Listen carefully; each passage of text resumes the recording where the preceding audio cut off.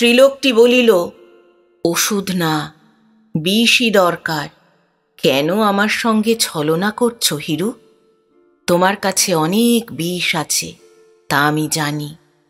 খানিকটা বিষ আমায় দাও, বিশেষ দরকার। হিরু তীক্ষ্ণ স্বরে বলিল, কেন, বিষ নিয়ে তুমি কি করবে? শেয়ালের বড় উপদ্রব হয়েছে, বুঝেছ? রান্নাঘরের বেড়া ফাঁক করে রোজ রাত্রে শেয়াল ঢুকে আমার হাঁড়ি খেয়ে যায়। 2টো শেয়াল মরে। এই রকম খানিকটা বিষ তুমি আমায় দিতে পারো?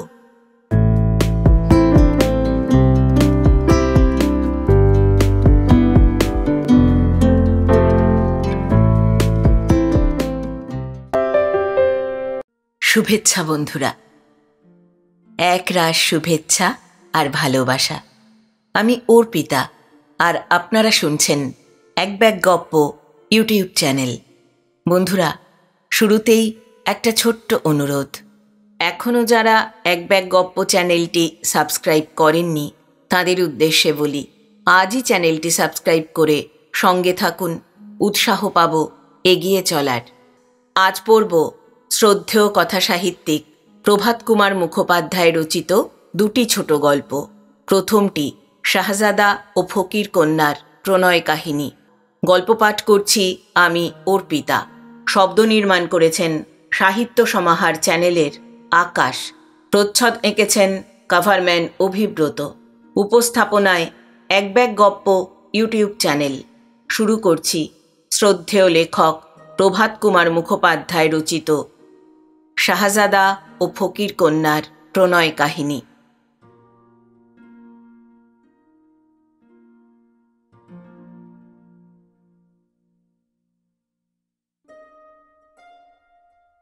পারস্য দেশে প্রাচীনকালে এক মহাপ্রতাপশালী বাদশাহ ছিলেন।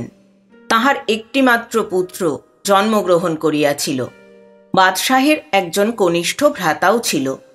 আসন্নকাল উপস্থিত হইলে বাদশাহ নিজ ভ্রাতাকে শয্যাপার্শ্বে ডাকিয়া কহিলেন, ভ্রাত, আমি তো চলিলাম, আমার পুত্রটি অতি শিশু। যতদিন পর্যন্ত সে যৌবনাবস্থা প্রাপ্ত না হয় ততদিন তাহার স্থানে তুমি রাজ্য শাসন করো। আমাদের প্রাতঃস্মরণীয় পূর্বপুরুষগণের মুখ যাহাতে উজ্জ্বল হয়, এইরূপ দয়া ধর্ম সহকারে প্রজা পালন করিতে থাকো। আর আমার পুত্রটি শাস্ত্রপাঠ, অস্ত্রশিক্ষা, ব্যায়ামাদি প্রভৃতি রাজোচিত সমস্ত বিদ্যায় যাহাতে পারদর্শী হইতে পারে, তাহার জন্য তুমি সর্বদা যত্নবান থাকিবে। পুত্র বয়ঃপ্রাপ্ত হইলে নিজ কন্যার সহিত বিবাহ দিয়া উহাকে রাজ্যভার সমর্পণ করিবে। ইত্যাদি প্রকার কহিয়া আত্মীয় স্বজনগণের নিকট বিদায় গ্রহণ করিয়া ঈশ্বর ও মোহাম্মদের পদে মন সমর্পণ করিয়া তিনি ইহলোক হইতে বিদায় গ্রহণ করিলেন। ছোট ভাই বাদশাহ হইলেন। শাহজাদা যুবরাজ পদে অভিষিক্ত হইলেন। নূতন বাদশাহ পরম সুখে রাজত্ব করিতে লাগিলেন। যুবরাজের শিক্ষা দীক্ষার বন্দোবস্ত হইল, কিন্তু বাদশাহ হুকুম করিলেন যুবরাজ সর্বদা অন্তঃপুরেই থাকিবেন, বাহিরে আসিতে পাইবেন না। শাহজাদা দিন দিন শুক্লপক্ষের চন্দ্রকলার ন্যায় বর্ধিত হইতে লাগিলেন।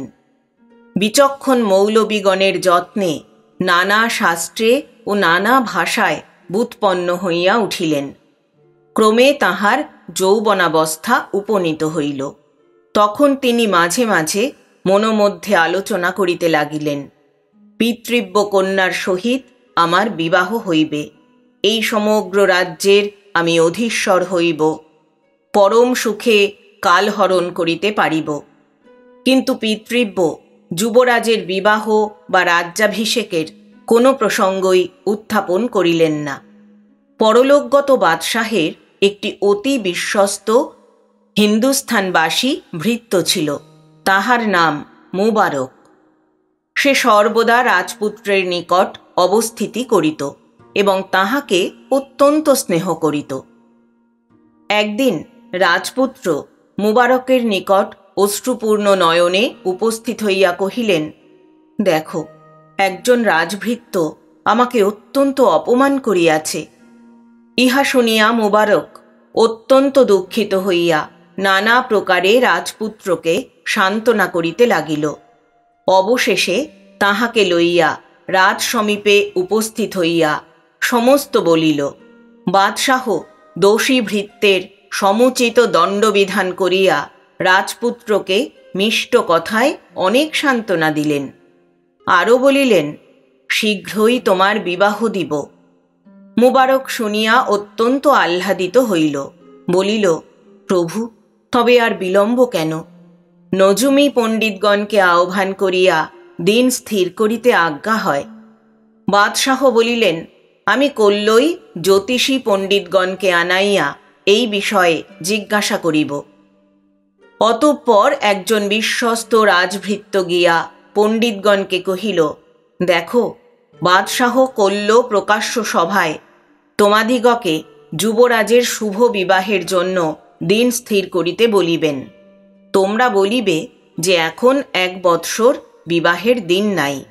এইরূপ বলিলেই বাদশাহ সন্তুষ্ট হইবেন, নতুবা তোমাদের বিপদ।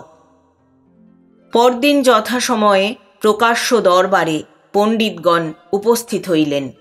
মুবারকও রাজপুত্রকে সঙ্গে লইয়া সভায় আসিয়া বসিল। প্রশ্নমত পণ্ডিতগণ কহিলেন, শাহানশাহ, আমরা গণনা করিয়া দেখিতেছি এখন 1 বৎসর কাল বিবাহের কোনো শুভ দিন নাই। ইহা শুনিয়া কপট বাদশাহ মৌখিক দুঃখ প্রকাশ করিলেন। মুবারককে বলিলেন, শুনিলে তো মুবারক, এখন 1 বৎসর দিন নাই। কি করা যাইবে? এখন 1 বৎসর অপেক্ষা করিতে হইবে। তুমি যুবরাজকে অন্তঃপুরে লইয়া যাও। যুবরাজ এখন মন দিয়া লেখাপড়া করুন। 1 বৎসর পরে বিবাহ দিয়া তাহার পৈতৃক গদি তাহাকে ছাড়িয়া দিব। সকলই তাঁর ইচ্ছা। ইহা শুনিয়া সভাস্থ সকল আমির ওমরাহগণ ধন্য ধন্য করিতে লাগিল। বর্তমান বাদশাহের প্রতি কেহই সন্তুষ্ট ছিল না। সকলের আন্তরিক ইচ্ছা যুবরাজ পৈতৃক সিংহাসনে আরোহণ করিয়া পিতার ন্যায় রাজ্য পালন করেন। বাদশাহ সকলের এই মনোগত অভিপ্রায় বুঝিতে পারিয়া অত্যন্ত বিরক্ত হইলেন, কিন্তু তাহা প্রকাশ করিলেন না। এই রূপে কিছুদিন যায়। একদিন মুবারক অশ্রুপূর্ণ নেত্রে যুবরাজের নিকট উপস্থিত হইল। তাহাকে তদবস্থ দেখিয়া যুবরাজ অত্যন্ত শঙ্কান্বিত হইয়া কহিলেন, মুবারক দাদা, তুমি কাঁদিতেছ কেন? কি হইয়াছে আমায় বলো। তোমার কোনো অমঙ্গল হয় নাই তো? তোমাকে কেহ কি অপমান করিয়াছে? কি হইয়াছে আমায় খুলিয়া বলো। মুবারক কহিল, যুবরাজ, তোমায় সেদিন বাদশাহের নিকট লইয়া গিয়াছিলাম, তাহাতে মহা বিপদের সূচনা হইয়াছে। হায় হায়, যদি পূর্বে জানিতাম, তাহা হইলে এমন কার্য করিতাম না। যুবরাজ শঙ্কাকুল হইয়া কহিলেন, কেন মুবারক, কি বিপদ হইয়াছে? মুবারক বলিল, সেদিন তোমাকে রাজসভায় দেখিয়া আমির, ওমরাহ, রাজকর্মচারী, সৈন্যগণ, সাধারণ প্রজাবর্গ সকলেই অত্যন্ত আনন্দিত হইয়াছে। বৎসরান্তে তুমি রাজা হইবে শুনিয়া সকলেই পুলকিত। সকলেই বলিতেছে, আহা, আমাদের স্বর্গগত বাদশাহ পরম দয়াবান, ধার্মিক ও প্রজাবৎসল নৃপতি ছিলেন। তাহার পুত্র রাজসিংহাসন পাইলে আবার রাজ্যের সেই রূপ সুখ সম্পদ হইবে। এই সংবাদ শ্রবণ করিয়া তোমার পিতৃব্য রোষে ও হিংসায় জ্বলিয়া উঠিয়াছেন। আমাকে ডাকাইয়া বলিলেন, মুবারক, তুমি যদি কোনো মতে যুবরাজকে মারিয়া ফেলিতে পারো, তাহা হইলে আমি তোমাকে 1 লক্ষ স্বর্ণমুদ্রা দিব। শুনিয়া আমার মস্তকে বজ্রাঘাত হইল, কিন্তু মনোভাব প্রকাশ করিলে সমূহ বিপদ। সেই কারণে কপটভাবে বলিলাম, বাদশাহ, ইহা আর এমন শক্ত কথা কি? আমি অনায়াসেই আপনার অভীষ্ট সিদ্ধ করিয়া দিব, তবে উপায় স্থির করিতে কিছু সময় লাগিবে। বাদশাহ শুনিয়া সন্তুষ্ট হইয়া আমাকে বিদায় দিয়াছেন। এই পর্যন্ত শুনিয়া যুবরাজ অত্যন্ত ব্যাকুল হইয়া মুবারকের পদে লুণ্ঠিত হইয়া বলিতে লাগিল, মুবারক দাদা, কিরূপে আমার প্রাণ বাঁচিবে? মুবারক বলিল, ভয় কি? ঈশ্বর আছেন, আমি কোনো উপায় করিব, তুমি কাতর হইও না। নানা প্রকারে যুবরাজকে সান্ত্বনা দিয়া মুবারক কহিল, আমার সহিত এসো, তোমাকে একটি গুপ্ত বিষয় দেখাইব। বিস্মিত হইয়া রাজপুত্র মুবারকের সঙ্গে সঙ্গে চলিলেন।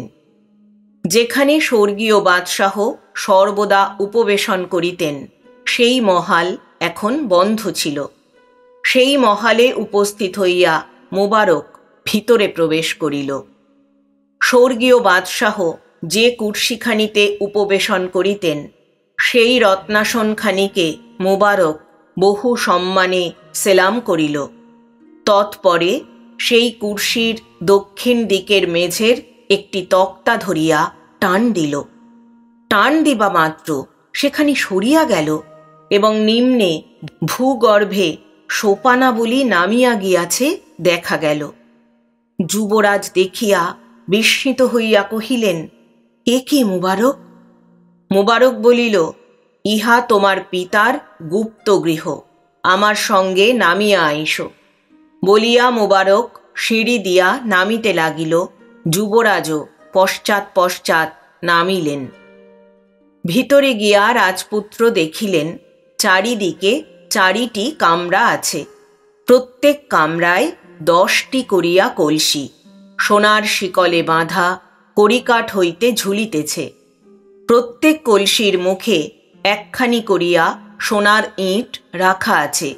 39টি কলসিতে সোনার ইঁটের ওপর একটি করিয়া কৃষ্ণপ্রস্তর নির্মিত বানর মূর্তি বসানো আছে, কেবল একটিতে নাই।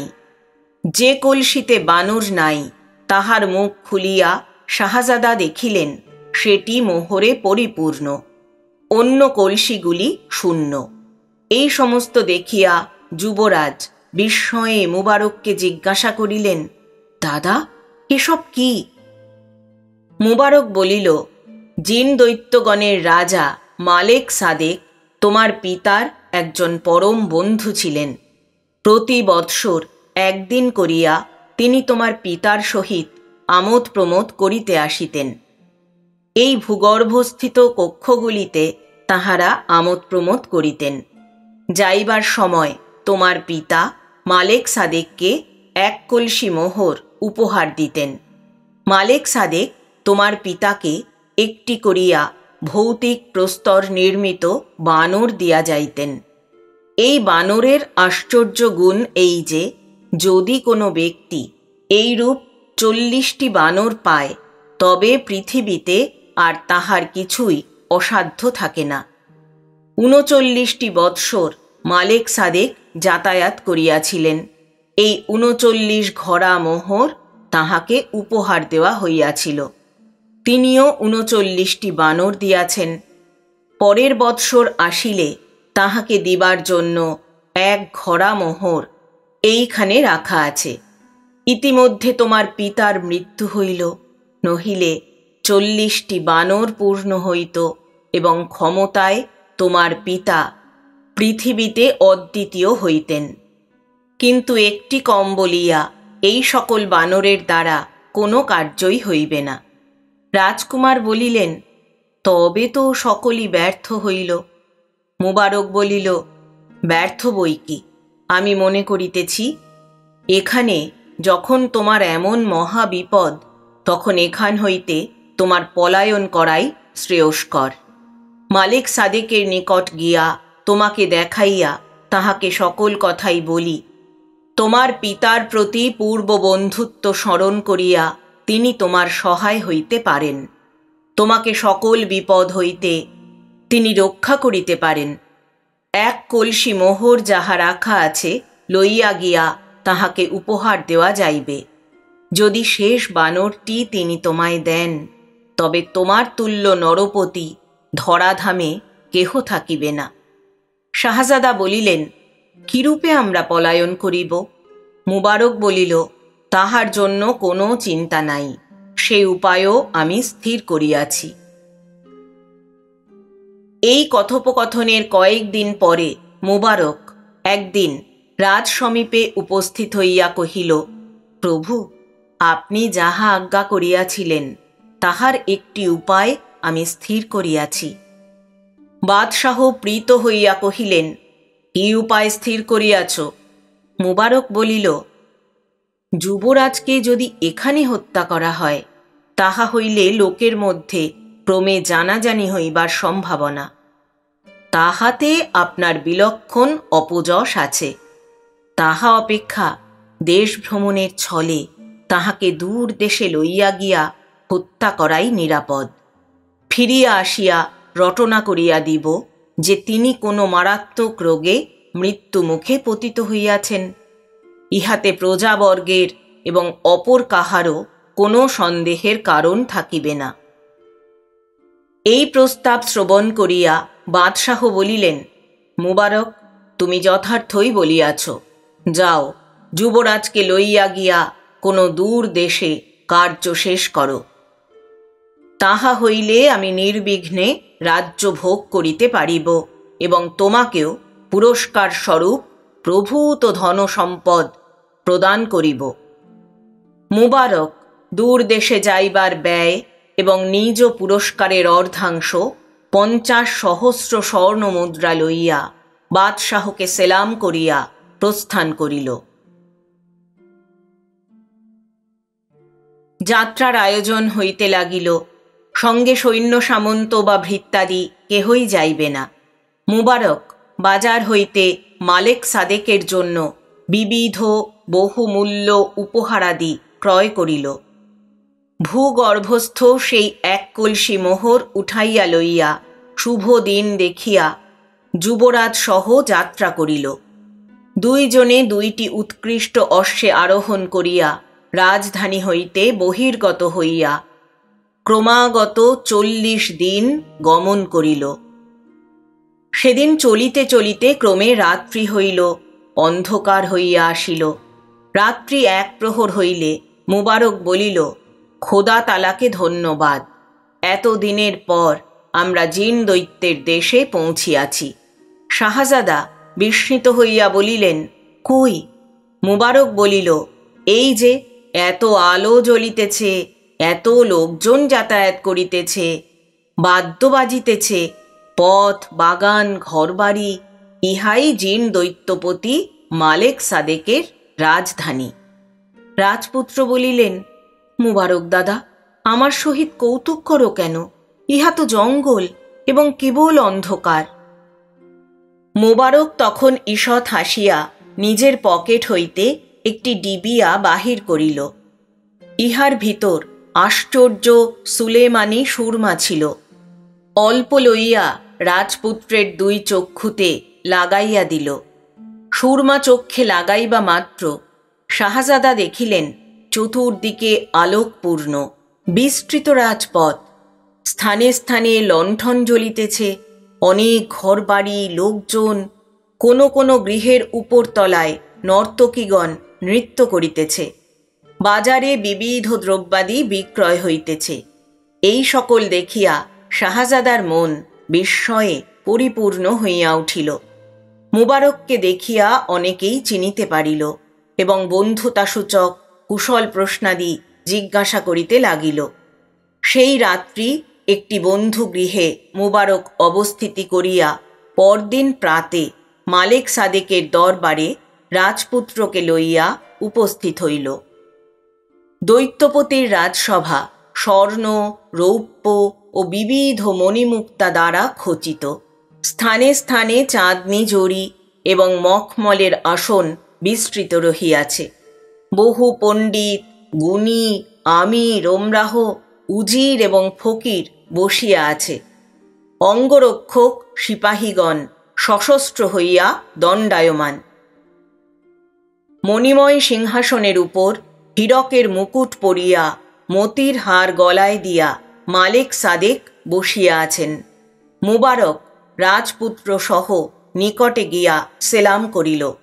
মালেক সাদেক দেখিবা মাত্র তাহাকে চিনিতে পারিয়া বলিলেন, কি মুবারক, তুমি কবে আসিলে? মুবারক নত হইয়া বলিল, শাহানশাহ, এ দাস পারস্য রাজ্য হইতে গত রাত্রিতে পৌঁছিয়াছে। মালেক সাদেক কহিলেন, বেশ, তোমার সহিত এই যুবকটিকে? মোবারক উত্তর করিল, মহারাজ, ইহাকে চিনিতে পারিলেন না? আপনি চিনিবেনি বা কি করিয়া? অতি বাল্যকালে ইহাকে দেখিয়াছিলেন কিনা? আপনার বন্ধু পারস্যের স্বর্গীয় বাদশাহের ইনি পুত্র। অতঃপর মোবারক এই কয়েক বৎসরের ঘটনা সমস্তই আনুপূর্বিক নিবেদন করিল। এক কলসি মোহরও তাহাকে উপহার দিল। শেষে বলিল, রাজপুত্রের বড়ই বিপদ। এই বিপদে আপনি রক্ষা না করিলে আর কে করিবে? আপনি যদি কৃপা করিয়া শেষ বানরটি দেন, তাহা হইলে ইহার আর কোনোই কষ্ট থাকে না। আপনার বন্ধুর রাজ্য ও বংশ সমস্তই বজায় থাকে। সকল কথা শুনিয়া মালেক সাদেক বলিলেন, আচ্ছা, সে উত্তম কথা। এ যখন এত দূর আসিয়া আমার শরণাপন্ন হইয়াছে, তখন অবশ্যই আমি ইহাকে রক্ষা করিব। কিন্তু উহাকে একটু পরীক্ষা করিতে চাই। আমার একটি কার্য সম্পন্ন করিয়া দিতে হইবে। ইহা শুনিয়া রাজপুত্র করজোড়ে কহিলেন, যাহা হুকুম হয়, এই অধীন তাহা যথাসাধ্য পালন করিবে। মালেক সাদেক বলিলেন, কার্যটি বড়ই কঠিন, পারিবে কি? যদি কার্যটি করিতে পারো, তবে তোমার পিতাকে আমি যে পরিমাণ অনুগ্রহ করিয়াছিলাম, তাহার অধিক অনুগ্রহ তোমাকে করিব। যাহা চাহিবে তাহাই দিব। কিন্তু যদি কার্য নাশ করো, তাহা হইলে আমার হস্তে তোমার বিপদের সীমা থাকিবে না। রাজপুত্র বলিলেন, কার্যটি যদি আমার শক্তির মধ্যে হয়, তবে অবশ্যই তাহা আমি প্রাণপণে সম্পন্ন করিব। কার্যটি কি? ইহা শুনিয়া মালেক সাদেক নিজ বস্ত্রমধ্য হইতে একখানি চিত্র বাহির করিলেন। রাজপুত্রের হস্তে দিয়া বলিলেন, এই মনুষ্যকন্যার সন্ধান করিয়া যদি তাহাকে আমার কাছে আনিতে পারো, আমি তোমার সহিত চিরদিনের জন্য মিত্রতা পাশে বদ্ধ থাকিব। আর যদি না আনিতে পারো কিংবা কোনরূপ অন্যায় করো, তবে তুমি অত্যন্ত বিপদে পতিত হইবে। দেখো, এখনো সময় আছে। যদি কার্যটি সুসম্পন্ন করিতে পারো, তবেই ভার গ্রহণ করো, নতুবা এখনো নিবৃত্ত হও। রাজপুত্র দেখিলেন ছবিখানি ত্রয়োদশ অথবা চতুর্দশ বর্ষিয়া একটি রমণীর মূর্তি। বলিলেন, প্রভু, কেন পারিব না? আমি এই রমণীকে পৃথিবী ভ্রমণ করিয়া অন্বেষণ করিব এবং যে প্রকারে পারি আপনার নিকট আনিয়া দিব। ইহা শুনিয়া মালেক সাদেক অত্যন্ত প্রীতি লাভ করিলেন। ছবিখানি দিয়া বিবিধ ধনরত্ন ও পরিচ্ছদ দিয়া রাজকুমারকে বিদায় দিলেন। মালেক সাদেকের নিকট বিদায় লইয়া শাহজাদা ও মোবারক সেই মনুষ্যকন্যার উদ্দেশ্যে বাহির হইলেন। দেশে দেশে, নগরে নগরে, গ্রামে গ্রামে, পর্বতে পর্বতে ও জঙ্গলে জঙ্গলে বহু অনুসন্ধান করিলেন, কিন্তু কোথাও সেই মনুষ্যকন্যার সংবাদ পাইলেন না। এইরূপে 7টি বৎসর অতীত হইয়া গেল। একদিন এইরূপ অনুসন্ধান কার্যে ইস্তাম্বুল শহরে বেড়াইতে বেড়াইতে অপরাহ্ন সময়ে শাহজাদা দেখিলেন একজন ছিন্ন বসন কৃষকায় বৃদ্ধ ফকির রাজপথে ভিক্ষা করিয়া বেড়াইতেছে। ফকির অনেক কাকুতি মিনতি করিয়া ভিক্ষা চাহিতেছে, কিন্তু কেহই তাহাকে একটি পয়সাও ভিক্ষা দিতেছে না। যাহার দ্বারে যাইতেছে সেই দূর দূর করিয়া তাড়াইয়া দিতেছে। দেখিয়া শাহজাদার অন্তঃকরণে বড়ই দয়া হইল। তিনি পকেট হইতে একটি মোহর বাহির করিয়া ফকিরকে দিলেন। ফকির বলিল, হে দাতা, ঈশ্বর তোমার মঙ্গল করুন। তুমি বোধহয় পথিক, এই শহরের অধিবাসী নহ। বৃদ্ধ এই রূপে রাজপুত্রকে আশীর্বাদ করিয়া চলিল। কিছু দূরে একটি দোকানে গিয়া মোহর ভাঙাইয়া স্ত্রীলোকের উপযুক্ত একটি সুন্দর রেশমি বস্ত্র খরিদ করিল। বাকি টাকার খাদ্যদ্রব্যাদি কিনিয়া আবার চলিতে লাগিল।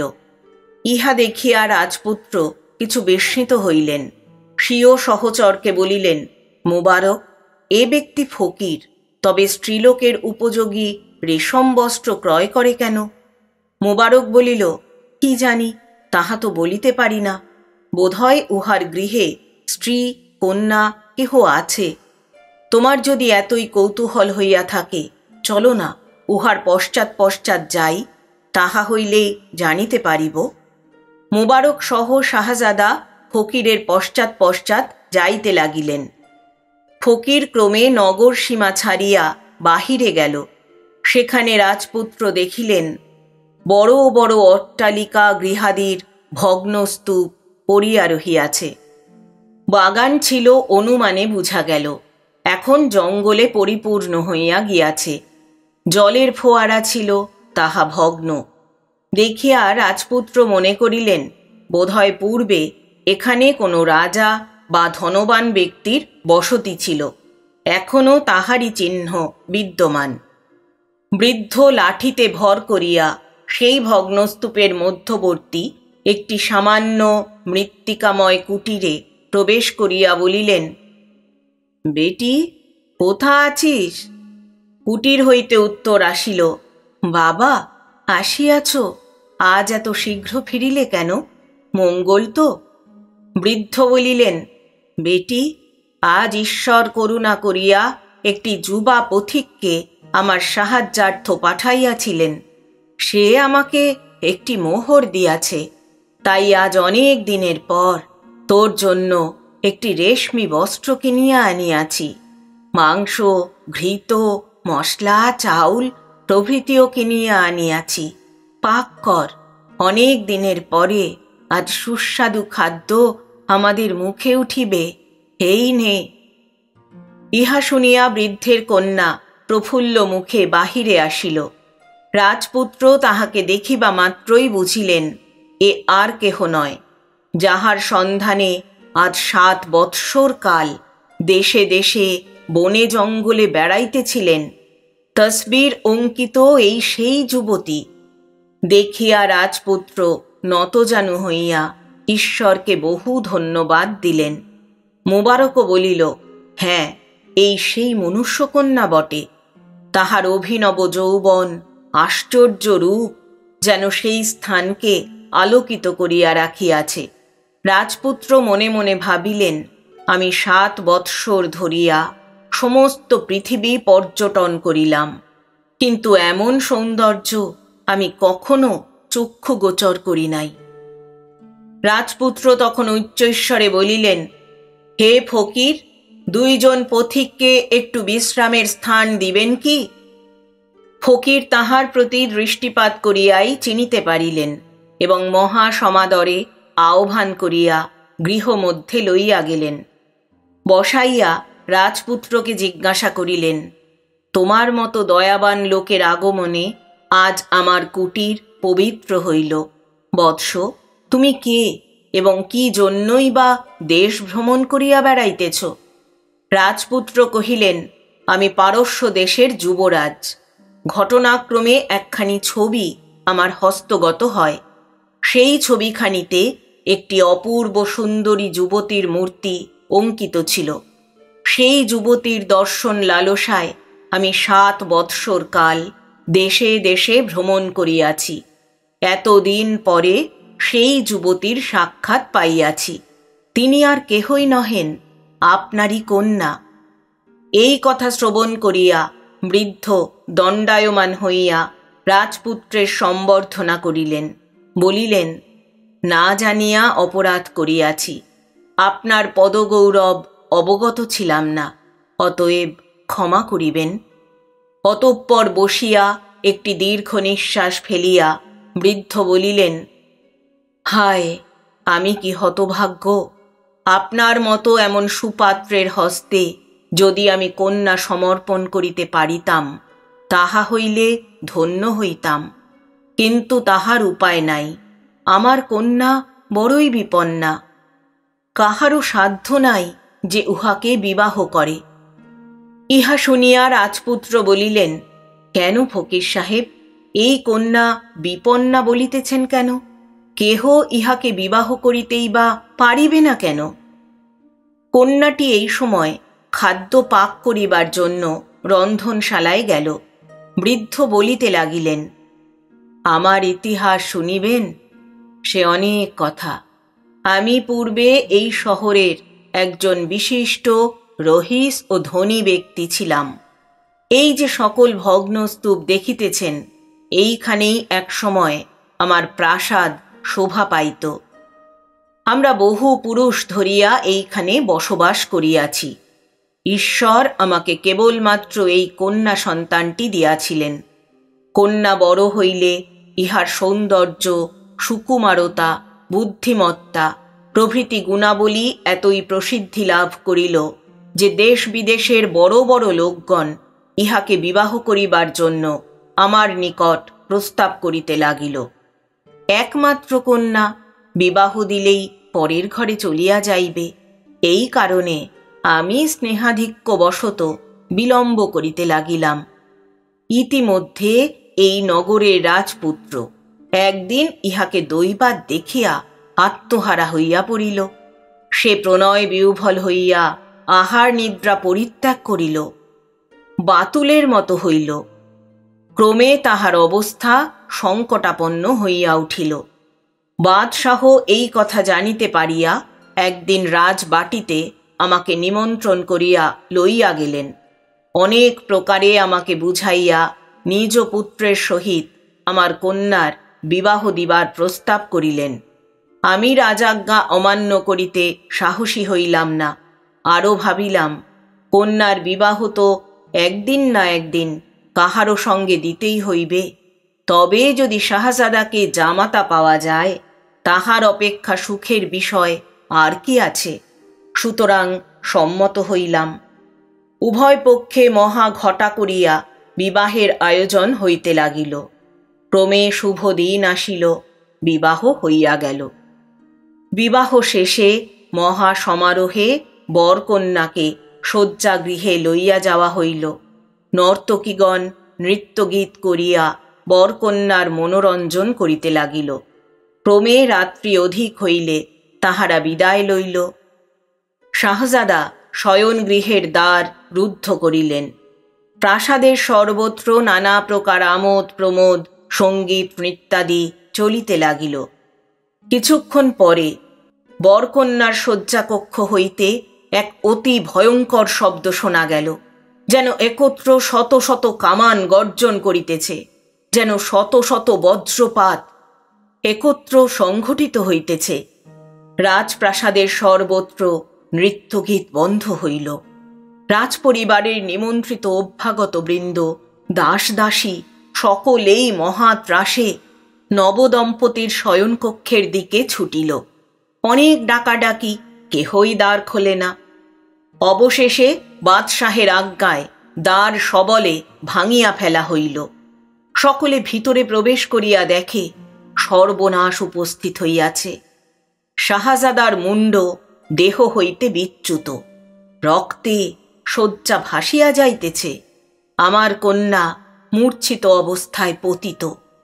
কেহ কিছুই স্থির করিতে পারিল না। সে কক্ষে কোনরূপ অস্ত্রও ছিল না। অনেক কষ্টে দাসীগণ আমার কন্যার মূর্ছা ভাঙাইল। বাদশাহ পুত্র শোকে অত্যন্ত ব্যাকুল হইয়া উঠিলেন। পরদিন শোক কতটা প্রশমিত হইলে বাদশাহ ক্রোধে আদেশ করিলেন, এই কন্যা অতিশয় মন্দভাগিনী, সত্বর ইহার মস্তক কাটিয়া ফেল। আজ্ঞা পাইয়া দাস দাসীগণ সৈন্য সামন্ত ডাকিয়া আমার কন্যাকে বধ করিবার আয়োজন করিল। রাজবাটির বিস্তৃত প্রাঙ্গণে বধ্যভূমি নির্মিত হইল। সশস্ত্র সৈন্যগণ চারিদিকে ঘিরিয়া দাঁড়াইল। বাদশাহ ও রাজকর্মচারী সকলেই উপস্থিত হইলেন। আমার কন্যাকে বধ করিবার জন্য জল্লাদ যখন প্রস্তুত হইতেছে, তখন সহসা আকাশ মেঘাচ্ছন্ন হইয়া ঘোরতর শব্দ হইতে লাগিল। দেখিতে দেখিতে ঝড় আসিল, অজস্র পরিমাণ প্রস্তর বৃষ্টি হইতে লাগিল। বাদশাহ ও সৈন্য সামন্ত প্রভৃতি প্রস্তরাঘাতে জর্জরিত হইয়া কে কোথায় পলায়ন করিল ঠিকানা নাই। কেবল আমার কন্যার গায়ে একখানিও প্রস্তর লাগিল না। ক্রমে প্রস্তরপাত বন্ধ হইল, শব্দ থামিয়া গেল, মেঘ অপসৃত হইল। তখন বাদশাহ বলিলেন, এই কন্যা ভূতগ্রস্ত, নহিলে এমন ভৌতিক কাণ্ড হইবে কেন? ইহাকে আর কিছু বলিও না, রাজবাটি হইতে তাড়াইয়া দাও এবং ইহার পিতাকে বধ করিয়া ইহাদের ঘর বাড়ি ভাঙিয়া সমস্ত ধন সম্পত্তি রাজ সরকারের বাজেয়াপ্ত করিয়া লও। আজ্ঞা পাইবা মাত্র রাজভৃত্যগণ আসিয়া আমার গৃহাদি সমস্ত ভাঙিল, আমার দ্রব্যাদি লুটিয়া লইল। আমার কন্যা রাজবাটি হইতে তাড়িত হইয়া এক বস্ত্রে আসিয়া আমার নিকটে দাঁড়াইল। ক্রমে রাজসৈন্যগণ আমাকে হত্যা করিবার জন্য আমাকে জল্লাদের হস্তে দিল।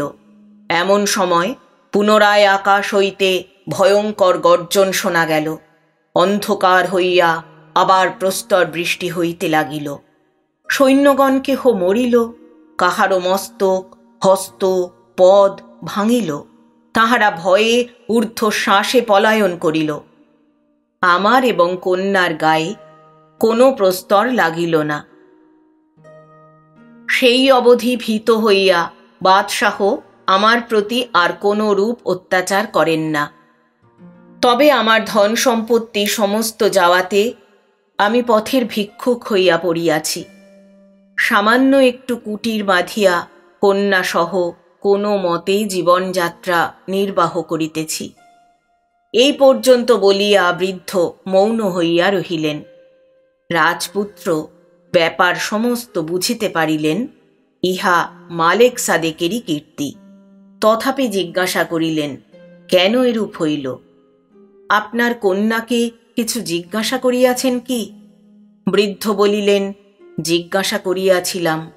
কন্যা বিশেষ কিছু বলিতে পারিল না, কেবল বলিল, যখন আমাদের শয়নকক্ষ হইতে নর্তকীগণ বিদায় গ্রহণ করিল, তখন শাহজাদা উঠিয়া দ্বার বন্ধ করিয়া দিলেন। আমি পালঙ্কে শয়ন করিলাম। শাহজাদা পালঙ্কের নিকটবর্তী হইবা মাত্র কোথা হইতে এক ভয়ঙ্কর শব্দ উত্থিত হইল। শূন্য হইতে যেন এক মণিময় সিংহাসন নামিয়া আসিল। তাহার উপর এক রূপবান যুবা পুরুষ রাজবেশে উপবিষ্ট ছিলেন। তাহার হস্তে উন্মুক্ত তরবারি, চক্ষু ক্রোধে রক্তবর্ণ। তরবারির এক আঘাতে শাহজাদার মস্তক কাটিয়া অন্তর্হিত হইলেন। আমি ভয়ে জ্ঞান শূন্য হইয়া পড়িলাম, আর কিছুই জানি না। আমার বোধ হইল কোনো ভৌতিক কাণ্ড হইবে। সেই অবধি ভূতের ভয়ে বাদশাহ বহু প্রকার তাবিজাদি ধারণ করিয়াছেন এবং শহরের সর্বত্র মৌলবীগণ ইসিম আজম ও কোরআন পাঠ করিতেছেন। বৃদ্ধ আবার মৌন অবলম্বন করিলেন। রাজপুত্র ও মুবারক সন্ধ্যা সমাগত দেখিয়া বিদায় গ্রহণ করিলেন। রাজপুত্র বাসস্থানে ফিরিয়া আসিয়া আহারাদি করিয়া শয়ন করিলেন। মুবারক তাহার কাছে আসিয়া বলিল, শাহজাদা, এতদিনে অভীষ্ট সিদ্ধ হইয়াছে, অথচ তোমার মন এমন বিষণ্ণ কেন? রাজপুত্র কহিলেন, মুবারক, সেই রূপসী রত্নকে দেখিয়া আমার মনে হরিষে বিষাদ উৎপন্ন হইয়াছে। মুবারক কহিল, কেন রাজকুমার, বিষাদ কিসের? শাহজাদা বলিলেন, মুবারক, তুমি বৃদ্ধ হইয়াছ, আমার মনের দুঃখ কি বুঝিবে? আমি যে দিন হইতে ওই কন্যার ছবি দেখিয়াছি, সেই দিন হইতেই আমার মন প্রেমাগ্নিতে দগ্ধ হইতেছে। এতদিন পরে যদি বা তাহার দেখা পাইলাম, তাহাকে লাভ করিতে পারিব না। মোবারক শুনিয়া বলিল, সর্বনাশ, এমন চিন্তা মনেও স্থান দিও না। মালেক সাদেকের প্রণয়িনীকে তাহার নিকট পৌঁছিয়া দিবার উপায় চিন্তা করো, অন্য রূপ কামনা পরিত্যাগ করো। এদেশের শাহজাদার কি দশা হইয়াছে তাহা তো তুমি সকর্ণেই শুনিলে। রাজপুত্র বলিলেন, শুনিলাম বলিয়াই তো এই বিষাদ। মুবারক তখন ফকির কন্যাকে কি উপায় লইয়া গিয়া মালেক সাদেকের হস্তে অর্পণ করা যাইতে পারে তাহার পরামর্শই করিতে লাগিল। অবশেষে স্থির হইল, ফকিরকে বলিয়া কহিয়া বুঝাইয়া বিবাহ করিবার ছল করিয়া শাহজাদা ওই কন্যাকে লইয়া গিয়া মালেক সাদেক সমীপে অর্পণ করিবেন। সেই রাত্রি শাহজাদা নিদ্রা যাইতে পারিলেন না। সেই সুন্দরীর চন্দ্রমুখ যতই তাহার মনে পড়ে ততই অন্তরে প্রেমাগ্নি জ্বলিয়া ওঠে। কোন ক্রমে রাত্রি প্রভাত হইল। রাজপুত্র স্নান করিয়া কেশ বিন্যাস করিয়া বাজারে গিয়া বিবিধ প্রকার শুষ্ক ও হরিদ্বর্ণ মেওয়া, ফল, মাংস ও অন্যান্য সুস্বাদু খাদ্য ও পেয়, বিবিধ প্রকার বস্ত্রালঙ্কার প্রভৃতি উপহার দ্রব্য ক্রয় করিয়া মুবারক সহ ফকিরের কুটিরে উপস্থিত হইলেন। ফকির মহাসমাদরে তাহাকে সম্বর্ধনা করিয়া বসাইলেন। কিয়ৎক্ষণ বাক্যালাপের পর রাজপুত্র বলিলেন, মহাশয়, আমি গত রজনীতে অনেক চিন্তা করিয়া স্থির করিয়াছি, আপনার নিকট আপনার কন্যার হস্ত প্রার্থনা করিব। আমার যেরূপ মানসিক অবস্থা, তাহাতে আপনার কন্যাকে লাভ করিতে না পারিলে আমার জীবনে সুখ নাই। আপনি মৃত্যু শঙ্কার কথা বলিয়াছিলেন, আমি ভাবিয়া দেখিলাম, সুখহীন জীবনভার বহন করা অপেক্ষা মৃত্যুই শ্রেয়স্কর। এই কথা শুনিয়া বৃদ্ধ বলিলেন, বৎস, ও কথা বলিও না। জীবন অপেক্ষা প্রিয়তর পৃথিবীতে আর কিছুই নাই। এই আশঙ্কাটি যদি না থাকিত, আমি এখনই তোমাকে আপন কন্যা সমর্পণ করিয়া কৃতার্থ হইতাম। কিন্তু জানিয়া শুনিয়া কেমন করিয়া আমি তোমার মৃত্যুর কারণ হইব?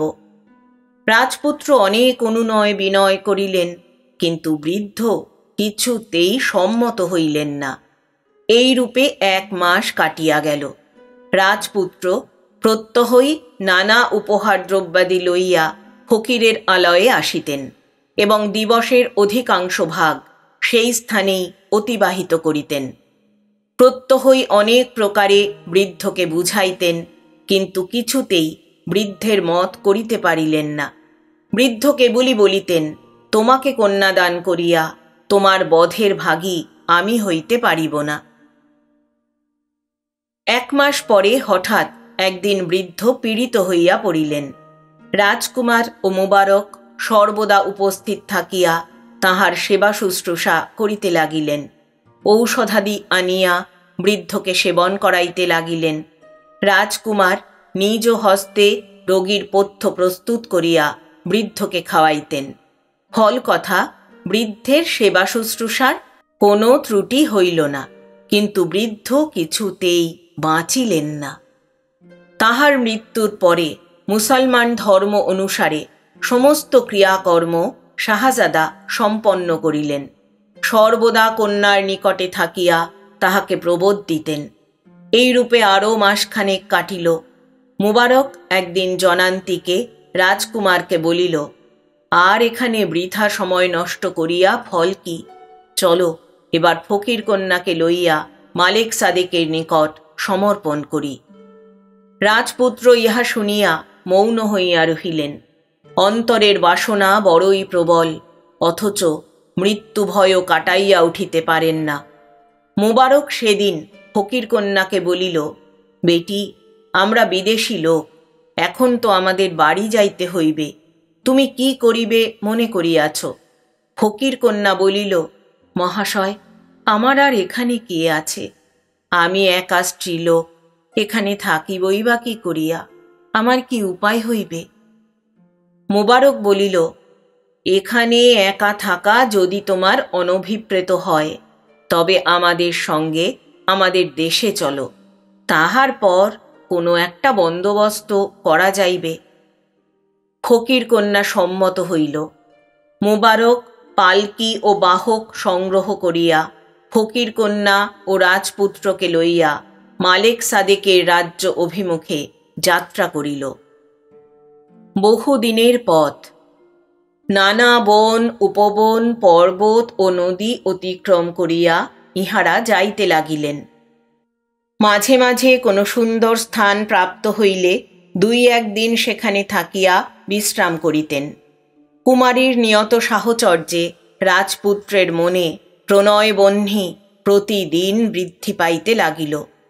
দুইজনে বিশ্রাম স্থান হইতে অনেক দূর অবধি বেড়াইতে যাইতেন। কোথাও একটি সুন্দর বনপুষ্প দেখিলে রাজপুত্র তাহা যত্নে তুলিয়া ফকির কন্যার কেশদামে পরাইয়া দিতেন। এইরূপে কয়েক মাস কাটিল, কিন্তু মালেক সাদেকের ভয়ে শাহজাদা কোনো দিন ফকির কন্যার নিকট স্বীয় প্রণয় ব্যক্ত করিতে সাহসী হইতেন না। একদিন মুবারক নির্জনে রাজপুত্রকে অনেক ভর্ৎসনা করিল। ইহার মনোভাব জানিতে মুবারকের বাকি ছিল না। মুবারক বলিল, রাজকুমার, তোমাকে পূর্বাবধি সাবধান করিয়া দিয়াছি, এই বাসনা মনে স্থান দিও না। মালেক সাদেকের প্রণয়িনীর প্রতি দৃষ্টি নিক্ষেপ করা কত দূর বিপজ্জনক তাহা কি তুমি অবগত নও? শেষে কি প্রাণটা খোয়াইবে? রাজপুত্র কহিলেন, তুমি যাহা বলিতেছ তাহা যথার্থ বটে মুবারক, কিন্তু আমি যে কিছুতেই হৃদয় বেগ সম্বরণ করিতে পারিতেছি না।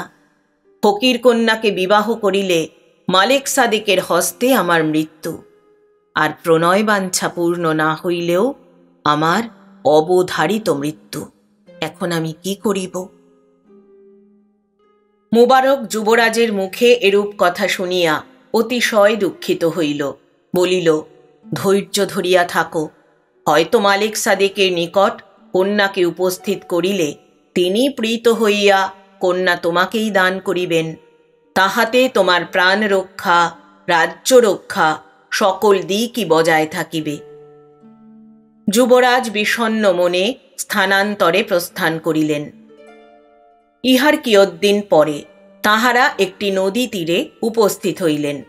স্থানটি সুন্দর দেখিয়া কিছুদিন বিশ্রামের জন্য তাহারা সেইখানেই ছাউনি ফেলিলেন। তখন বসন্তকাল বিরাজ করিতেছে। নদী তীরে সহস্র সহস্র বন্য গোলাপ ফুটিয়া বায়ুকে আতর গন্ধে পরিপ্লাবিত করিয়াছে।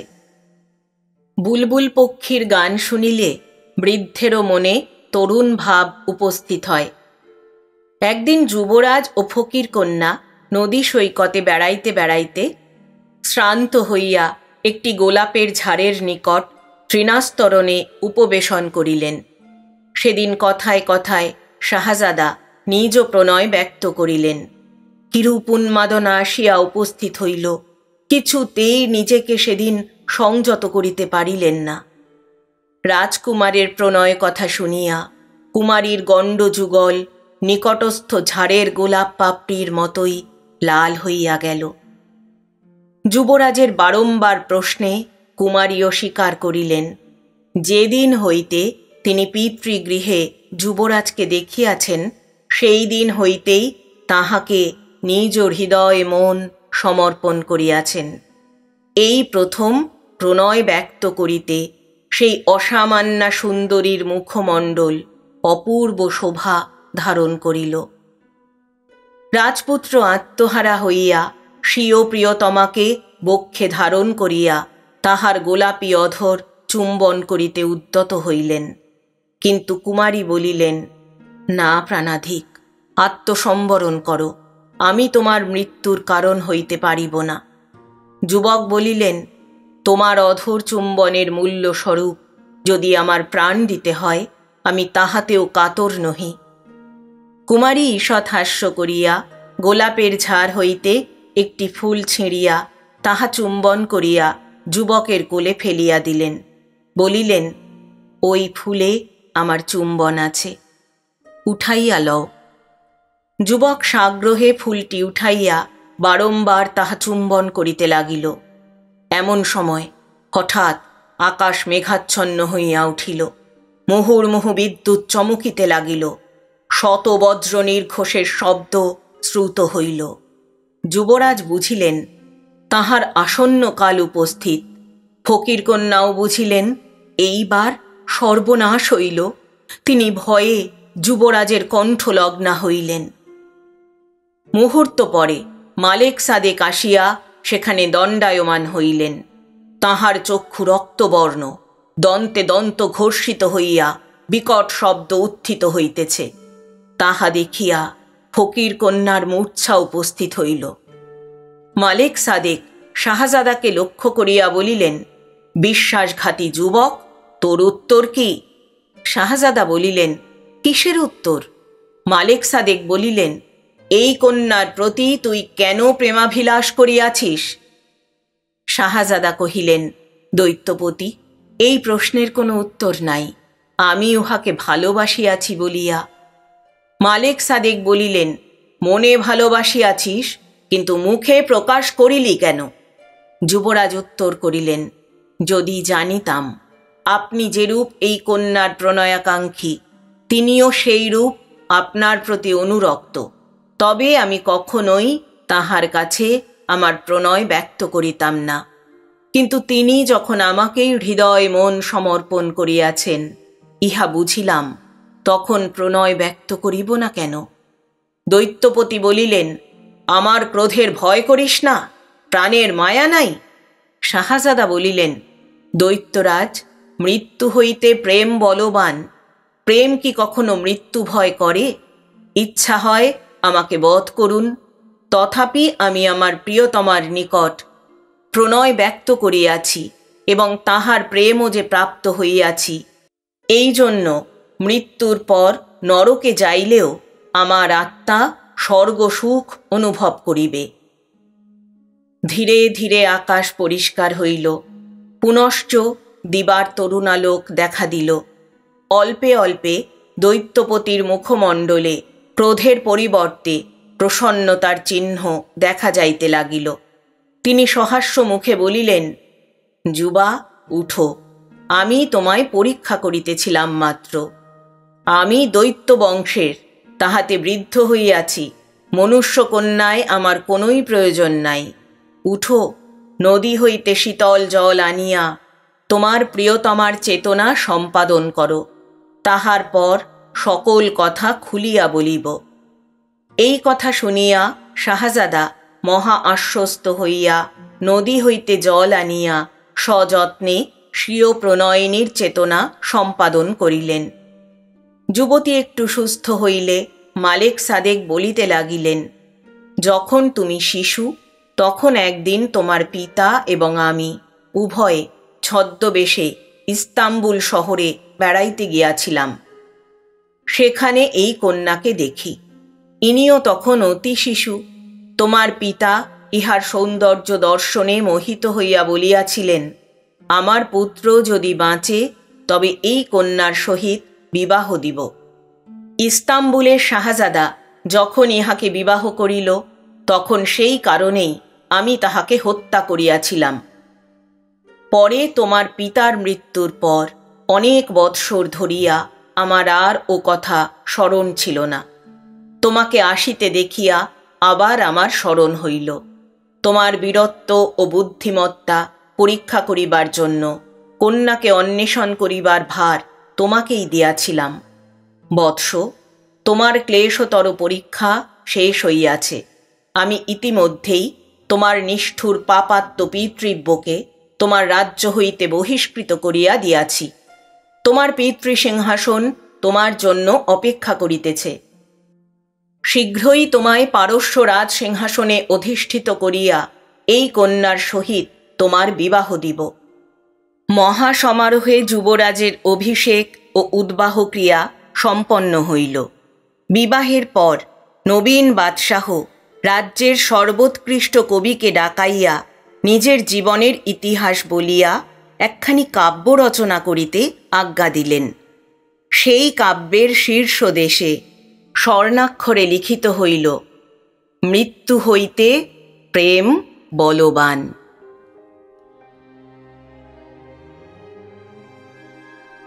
আজকের দ্বিতীয় গল্প শ্রদ্ধেয় লেখক প্রভাত কুমার মুখোপাধ্যায় রচিত হীরালাল।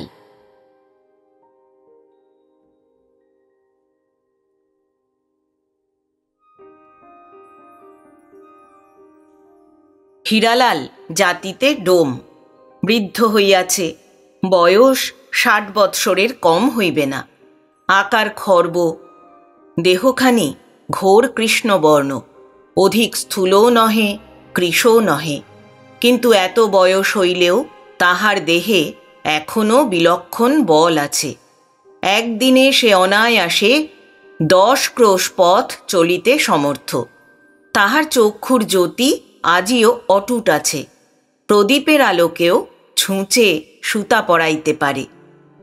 গ্রামখানির নাম মানিকপুর। গ্রামের যেটা ডোমপাড়া, যেখানে অন্যান্য ডোমেদের বাস, সেখানে হিরু থাকে না। গ্রামের অপর প্রান্তে শ্মশান হইতে অল্প দূরে একখানি মাটির ঘরে সে একাকী বাস করে। তাহার স্ত্রী পুত্র পরিবার কেহই নাই, একে একে সকলেই মরিয়াছে। লোকে বলে ভূতেদের সহিত হিরুর ষড়যন্ত্র আছে। শ্মশান হইতে ভূতেরা গভীর রাত্রিতে তাহার সহিত সাক্ষাৎ করিতে আসে, কথাবার্তা কয়। সেই কারণেই হিরু নাকি ডোমপাড়ায় থাকে না, এবং কথাবার্তায় অসুবিধা হয় বলিয়াই হিরুর সম্মতিক্রমে সেই ভূতেরাই নাকি উহার স্ত্রী পুত্র কন্যাকে একে একে মারিয়া ফেলিয়াছে, এবং সেই ভয়েই ডোমপাড়ায় হিরুর যে সকল আত্মীয় স্বজন আছে তাহারা কেহই আসিয়া হিরুর সহিত বাস করিতে সম্মত নহে। কিন্তু আবার কেহ কেহ বলে হিরুর এই ভূত অপবাদ নিতান্ত মিথ্যা কথা। তবে সে একজন গুণী লোক বটে, অনেক রকম ঔষধ তাহার জানা আছে। মন্ত্রে তন্ত্রে ঝাড়ফুঁকেও সে ওস্তাদ। অমাবস্যার রাত্রে জঙ্গলে ঔষধ তুলিতে যায়, গোখুরা সাপ মারিয়া তাহার বিষ নিষ্কাশিত করিয়া লয়, ইত্যাদি। যাহা হোক, ইহা সত্য যে 5খানা গ্রামের ছোট লোক বিশেষ বিশেষ রোগের জন্য হিরুর কাছে ঝাড়াইতে অথবা ঔষধ লইতে আসে। হিরুর ঘরখানির 2 ধারে বাঁশের 2টি মাচা বাঁধা আছে। একটিতে রাত্রে শয়ন করে, অন্যটিতে হাঁড়ি কলসিতে তাহার চাল ডাল এবং ঔষধপত্র থাকে। বাহিরের দাওয়ার একদিকে তাহার উনান পাতা আছে, অপরদিকে সে আপন জাতি ধর্ম করে। কুলা ডালা ধুচুনি বুনিয়া গ্রামে গিয়া বিক্রয় করিয়া আসে। রাত্রি তখন 11টা, শ্রাবণ মাস, শুক্লপক্ষের ত্রয়োদশী, কিন্তু আকাশ মেঘাচ্ছন্ন বলিয়া চারিদিক অন্ধকার। মাঝে মাঝে টিপ টিপ করিয়া বৃষ্টি হইতেছে, আবার বন্ধ হইয়া যাইতেছে। হিরু ঘরের মধ্যে প্রদীপের আলোয় বসিয়া একটা ধুচুনি বোনা শেষ করিতেছিল। দ্বার খোলা ছিল, প্রদীপের খানিকটা আলো দাওয়ার উপর গিয়া পড়িয়াছিল। হিরু হঠাৎ বাহিরে চাহিয়া দেখিল স্ত্রীলোকের মতো কাপড় পরা কে একজন মানুষ তাহার দাওয়ায় দাঁড়াইয়া আছে। হিরু জিজ্ঞাসা করিল, কে গা? মানুষটি আস্তে আস্তে ঘরের ভিতরে আসিয়া দাঁড়াইল। পরিধানে একখানি কলকা পেড়ে বিলাতি শাড়ি, ঘোমটায় মুখখানি ঢাকা। হিরু আবার জিজ্ঞাসা করিল, কে গা তুমি? আগন্তুক আস্তে আস্তে সেখানে বসিল। বসিয়া অতি স্নিগ্ধ স্বরে প্রায় ফিসফিস করিয়া বলিল, হিরু, হিরু, তুমি বাবা আমার একটু উপকার করবে? হিরু সবিস্ময়ে বলিল, কি উপকার বলো? স্ত্রীলোকটি পূর্ববৎ নিম্নস্বরে বলিল, একটা ওষুধ। বলিয়াই সে চুপ করিল। হিরু বলিল, কিসের ওষুধ চাই তোমার? কি ব্যারাম হয়েছে? আগন্তুক একটু যেন ইতস্তত করিয়া বলিল, আচ্ছা তোমার কাছে বিষ-টিষও থাকে তো? হিরু সন্দেহপূর্ণ তীক্ষ্ণ দৃষ্টিতে সেই বস্ত্রাবৃত মূর্তির পানে চাহিয়া রহিল। শেষে বলিল, বিষ? বিষ কোথা পাব? কিছু ওষুধ বিশুধ রাখি বটে। কিসের ওষুধ চাই তোমার, তাই বলো না। স্ত্রীলোকটি বলিল, ওষুধ না, বিষই দরকার। কেন আমার সঙ্গে ছলনা করছো হিরু? তোমার কাছে অনেক বিষ আছে, তা আমি জানি। খানিকটা বিষ আমায় দাও, বিশেষ দরকার। হিরু তীক্ষ্ণ স্বরে বলিল, কেন? বিষ নিয়ে তুমি কি করবে? হিরু বিষ বৃক্ষ পড়ে নাই, ইহা মনে নিশ্চয় জানিয়া স্ত্রীলোকটি বলিল, শেয়ালের বড় উপদ্রব হয়েছে, বুঝেছ? রান্নাঘরের বেড়া ফাঁক করে রোজ রাত্রে শেয়াল ঢুকে আমার হাঁড়ি খেয়ে যায়। 2টো শেয়াল মরে। এই রকম খানিকটা বিষ তুমি আমায় দিতে পারো? হিরু কিছুক্ষণ চুপ করিয়া রহিল। শেষে বলিল, কেন মিছে কষ্ট করে এই আঁধার রেতে এই জল কাদা ভেঙে এসেছ তুমি? বাড়ি যাও। ওসব কথার মধ্যে আমি কোনো দিন থাকিও নি, থাকবও না। 5খানা গায়ের মধ্যে কোথাও কোনো দুর্ঘটনা হলে তোমরা এসে আমাকেই টানাটানি করো কেন, বলো দেখি? 2টো ওষুধ পালা জানি, তাই 5 জনে আমার কাছে আসে। বিষ-টিষ রাখিও না, কাউকে দিইও না। কেন তোমরা মিছামিছি আমায় সন্দেহ করো? রমণী বিস্মিতভাবে বলিল, আমরা সন্দেহ করি? সে বলিল, হ্যাঁ, তোমরা সন্দেহ করো। তুমি কে তাও আমি জানি, কি জন্যে এসেছ তাও আমি জানি। সভয় কণ্ঠে প্রশ্ন হইল, কে আমি? সে বলিল, তুমি পুলিশ, তুমি পুরুষ মানুষ, ছিরি লোক সেজে এসেছ। নইলে এই আঁধার রাতে এই শ্মশানের মৌরায় ছিরি লোকের বাবার সাধ্যি কি যে আসে? রমণী এই কথা শুনিয়া দাঁড়াইয়া উঠিল। নিজের স্বাভাবিক কণ্ঠে বলিল, আমি পুরুষ মানুষ? গলার স্বর শুনে বুঝতে পারছ না আমি পুরুষ কি স্ত্রীলোক? হিরু বিস্মিত হইল। স্ত্রী কণ্ঠস্বরই তো বটে। তাছাড়া স্বরটা যেন হিরুর পরিচিত বলিয়াই বোধ হইল। কার কণ্ঠস্বর তাহাই সে স্মরণ করিতে চেষ্টা করিতেছিল, কিন্তু তাহাকে সংশয়াপন্ন মনে করিয়া স্ত্রীলোকটি বলিল, এখনো সন্দেহ? তবে দেখো। বলিয়া সেই অবগুণ্ঠনবতী যুবতী কম্পিত হস্তে ধীরে ধীরে নিজ বক্ষের বসন সম্পূর্ণ উদ্ঘাটিত করিয়া দিল। নষ্ট প্রকৃতি স্ত্রীলোকের অসাধ্য কর্ম নাই। রাম রাম বলিয়া হিরু মাথাটি হেঁট করিয়া বলিল, মা, বসো। রমণী উপবেশন করিল। হিরু বলিল, আজকাল পুলিশের ভারী উপদ্রব হয়েছে। তোমার ঘোমটা দেখে, তোমার ফিসফিস কথা শুনে তাই আমি সন্দেহ করেছিলাম তুমি জাল মেয়ে মানুষ, আসলে পুলিশের কোনো টিকটিকি। স্ত্রীলোকটি অবগুণ্ঠনের ভিতর হইতে বলিল, এখন তো তোমার সন্দেহ গেল। আমি যা চাই আমায় দাও তবে। এখন আর ফিসফিস করিয়া নহে, রমণী স্বাভাবিক কণ্ঠেই কথা কহিতে লাগিল। হিরু বলিল, তুমি যা চাও তা আমি তোমায় দিতে পারি, কিন্তু এসব জিনিসের দাম খুব বেশি, তা জানো তো? রমণী বলিল, জানি, 50 টাকা আমি এনেছি, এই নাও। বলিয়া নিজ কটিদেশ হইতে একটি গেঁজে খুলিয়া লইয়া হিরুর সম্মুখে রাখিয়া বলিল, গুনে নাও। হিরু বলিল, তোমার শেয়াল মরলে পুলিশ এসে যখন আমায় ধরে নিয়ে যাবে, তখন ও 50 তো তাদের পুজো দিতেই যাবে। আরও 50 চাই। স্ত্রীলোকটি ক্ষুণ্ণ স্বরে বলিল, আরও 50 চাই? আর তো আনিনি, কত বেশি লাগবে তা তো জানতাম না। হিরু বলিল, কাল টাকা এনে জিনিস নিয়ে যেও, স্ত্রীলোকটি কাতর কণ্ঠে বলিল, কাল হলে চলবে না হিরু, আজই আমার চাই যে, তাছাড়া কাল আমার আসবার উপায়ও নেই।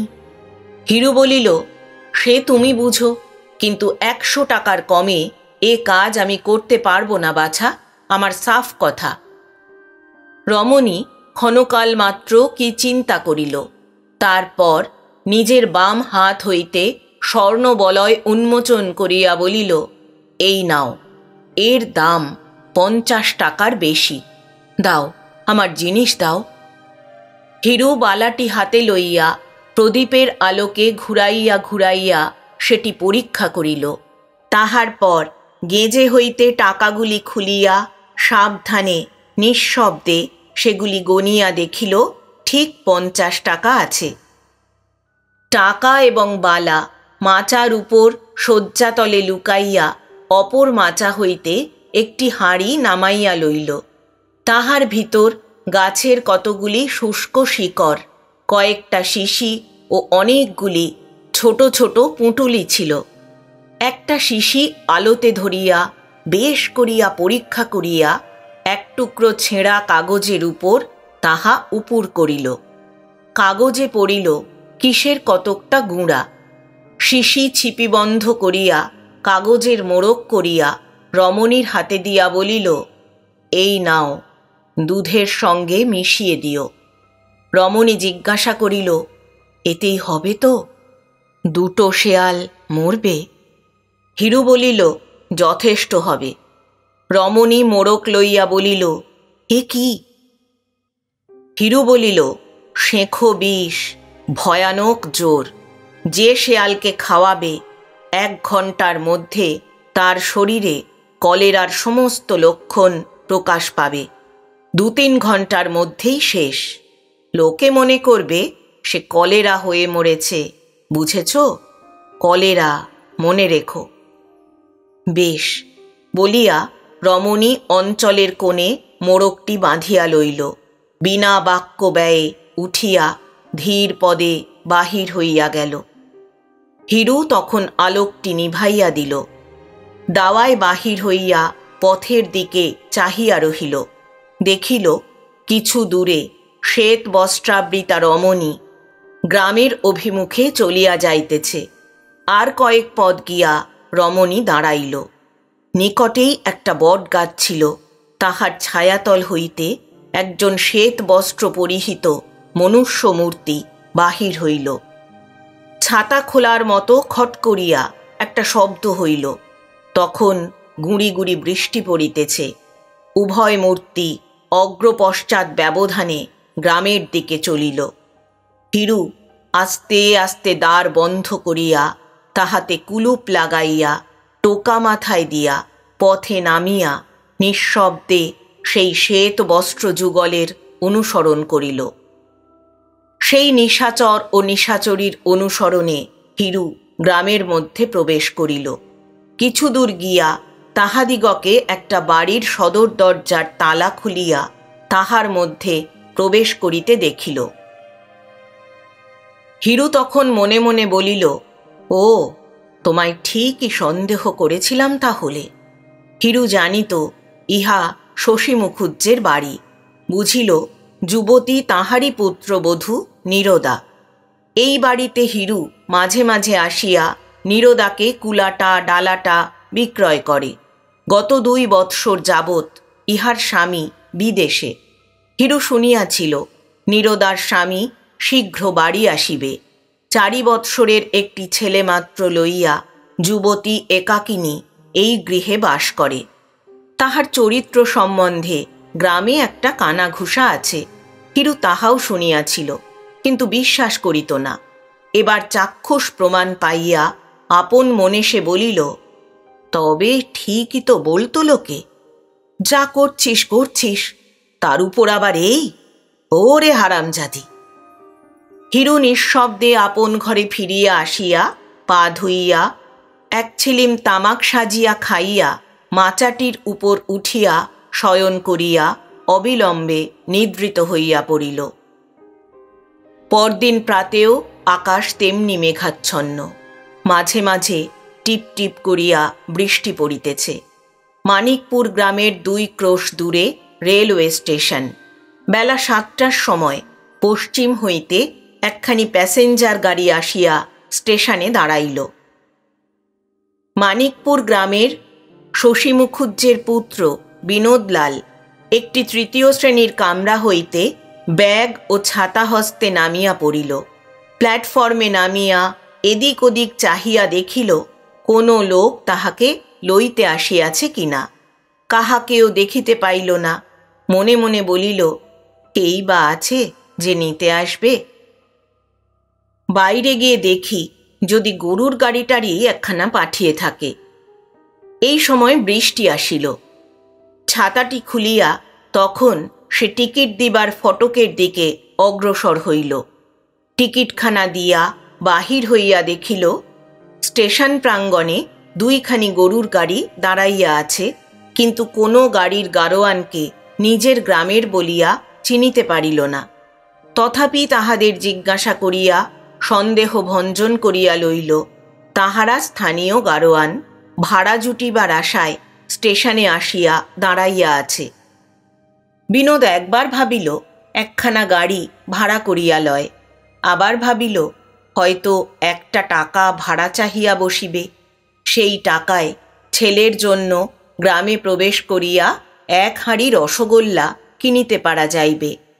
রৌদ্র নাই, ঠান্ডায় এই 2 ক্রোশ পথ অতিক্রম করিতে আর কতক্ষণ লাগিবে। পথে কাদা হইয়াছে বটে, তা জুতা জোড়াটা খুলিয়া হাতে করিয়া লইলেই চলিবে। এইরূপ ভাবিয়া বিনোদ স্টেশনের প্রাঙ্গণ পার হইয়া জুতা জোড়াটি হাতে লইয়া নিজের গ্রামের পথ ধরিল। এই বিনোদ লোকটির বয়স এখন 30 বৎসর। বেশ হৃষ্টপুষ্ট চেহারা, চোখ 2টি বড় বড়, সর্বদাই প্রফুল্ল বদন। বাল্যকালে লেখাপড়ায় বড় মন দেয় নাই। 18 বৎসর বয়সে 2nd ক্লাসে পড়িবার সময় তাহার পিতৃবিয়োগ হয়।